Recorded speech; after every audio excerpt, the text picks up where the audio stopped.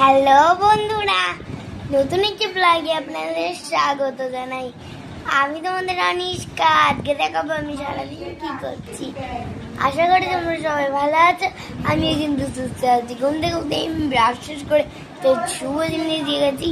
আমরা ঘুরতে গেছিল, কিন্তু ঘোরার থেকে এসেই দেখো চলে এসেছে আমার আম্মা। হাই, পুরী ঘুরে আসলাম। পুরীকে নিইনি কেন কথা তো আমি যাই, ঘুরে এসেছি। আর দীঘাও ঘুরেছে। আমি যাইনি, আমি যাবো না বাবা, আমি যাইনি। আমি বাড়ি ছিলাম, সকালবেলা উঠেছি। আমি জানি না ওরা এসেছে নাকি আসেনি। ভাই মা বললো তাই শুনে উঠে গেলাম। আজকে আর গদগদ আওয়াজগুলো হচ্ছে না। আজকে ওরা আসলো, আমি যখন ছিলাম তখন এই গদগদ গদগদ আওয়াজগুলো হলো। আমার মেয়ে, আমার কিন্তু স্নান হয়ে গেছে। স্নান হওয়ার পরে কিন্তু এখন আমি একটু বসে আছি। আর দেখো ড্রেস ট্রেস পরে নিয়েছি, এখন অনেক পরে যাব, তাই আর কি, তার জন্য এখন একটু বসে আছি আমি।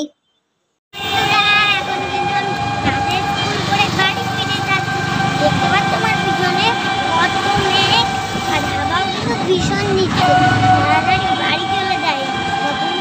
বলছি যে ঠাকুর এখন বৃষ্টিটা দিও না, আমি বাড়িতে চলে যাই, তারপর আমি এবার বাড়ি চলে যাই। দেখো এখন কিন্তু আমি বাড়ি চলে এসেছি। এসে আমার ভাইয়ের সঙ্গে দেখা হয়ে গেছে।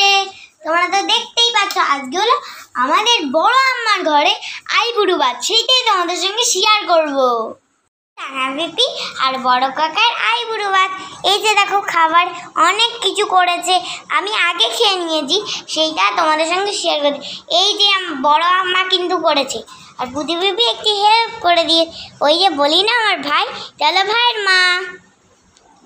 এখানে বড় কাকাই তো অনেক খেয়ে নিয়েছে, দেখতেই পাচ্ছ তাদের অবস্থা।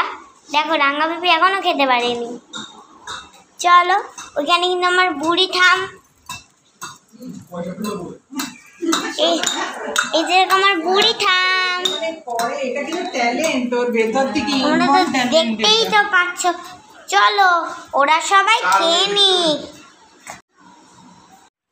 বন্ধুরা এখন গেছে হলো সন্ধে হওয়ার পরই কিন্তু আমি এখন একটু পুজো দেব আর একটু পড়তে বসবো।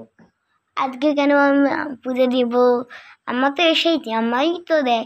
আমার ইচ্ছা হচ্ছে আজকে দিনটা একটু দিন দেওয়ার আগে একটু পড়তে, দেওয়ার পরে একটু পড়তে বসবো। আজকের মতন এখানেই ব্লগটা শেষ করছি। দেখা হচ্ছে next blog. Tata, bye bye. ততক্ষণ তোমরা সবাই ভালো থেকো ও সুস্থ, আমার পাশে থেকো। চলো টাটা।